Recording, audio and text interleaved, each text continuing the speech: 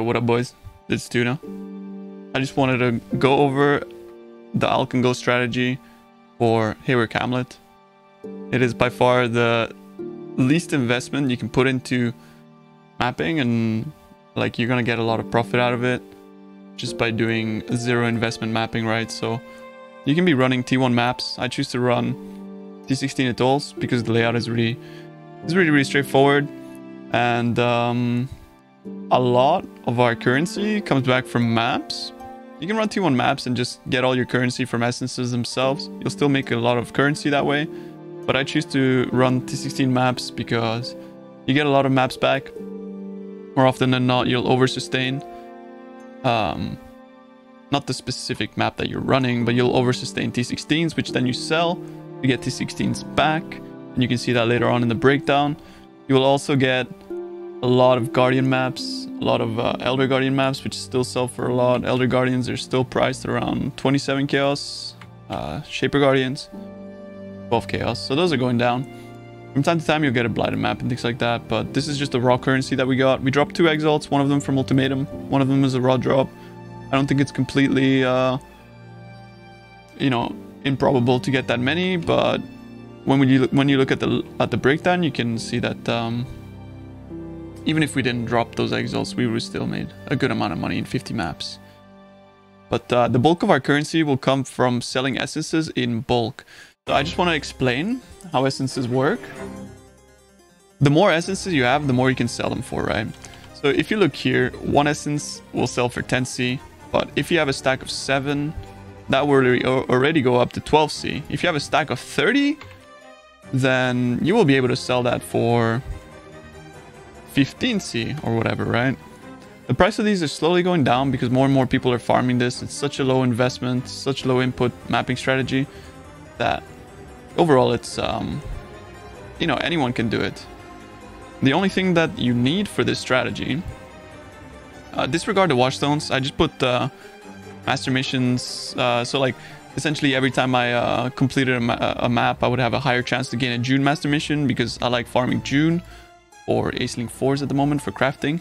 But the main thing that you're looking for here is this right here, amplified. So you don't actually even need to have full passives in this zone. So you're just looking to get amplified and controlled corruption. And I would also recommend having this 10% chance to contain a sacred grove. I did not include this in the profits, but when you find a sacred grove, you can just like craft things that you have. I have a tab here of different things that I craft whenever I find a sacred grove. So say I find chaos reforges, I craft large chaos. Then cold or lightning, you know, I'll just be crafting clusters or bases. On these I'll look for tailwind, on these I'll just look for high fizz roll. Here I'll reforge defense, here I'll reforge chaos, and you end up with like things like this, right, which sell for a bit. Life I use on Stygians or on Vermilion rings. So it's just every time you find a sacred grove, that's like potential for more profit on top of that. So, which also wasn't included in the breakdown for this because I just wanted to test how much money you would make from mapping and essences. So if we look at the breakdown, disregard the profit per hour, but yesterday we ended up at 3,000 chaos. When I organized my tabs, it sort of devalued down to 2,800, but essentially that is 2,800 chaos profit, or not profit, sorry, that's 2,800 chaos in 50 maps. And if we look at the profit, we had a total cost of 979. That's including buying all the maps, the chisels, the scours, the alks, the remnants of corruptions and things like that. So if we were to calculate that, we copy this number, we do 2,800 minus this. So that's 1,821 chaos profit in 50 maps from just doing this. This is all you do. Put the map in, you click essence, you run the map. And what you want to do is you want to bring some remnants of corruption with you. So I have them here. Let's also bring some portal scrolls. And then you just speed farm, dude. You just go from essence to essence. And yeah, I want to note that you want to corrupt the purple essences. That's the easiest way to remember it. Every purple essence. So that's Scorn, Misery, Dread, and Envy. Those are the 4 essences you want to corrupt. Everything else you don't want to corrupt because remnants of corruption those cost like 5C, right? So you can see here, this is a purple essence, right? Scorn.